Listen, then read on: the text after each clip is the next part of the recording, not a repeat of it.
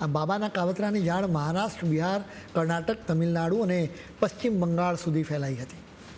નેપાળની સરહદને અડીને આવેલા જિલ્લાની યુવતીઓ ખાસ ટાર્ગેટ પર હતી. હિન્દુ યુવતીઓને મુસ્લિમ બનાવવા પૂરતું કાવતરું નહોતું, બલકે મુસ્લિમ બનેલી આ હિન્દુ યુવતીઓનો દેશની વિરુદ્ધ ઉપયોગ કરવાનું પણ એક આ મોટું કાવતરું હતું.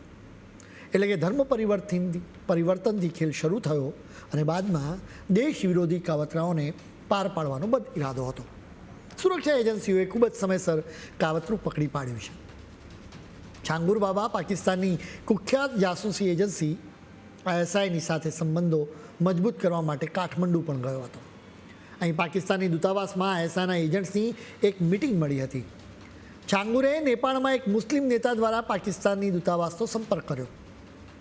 જોકે સુરક્ષાના કારણસર ISIના એજન્ટ્સની મિટિંગમાં તે નહોતો જઈ શક્યો. છાંગુર મુસ્લિમ બનેલી હિન્દુ યુવતીઓના ISI એજન્ટ્સની સાથે લગ્ન કરાવવા માંગતો હતો, જેથી આવી યુવતીઓનો સ્લીપર સેલ્સ તરીકે ઉપયોગ કરી શકાય. એટલે કે મૂળ હિન્દુ યુવતીઓને જ ભારતના દુશ્મનની જાસૂસ બનાવવાનું આ કાવતરું હતું.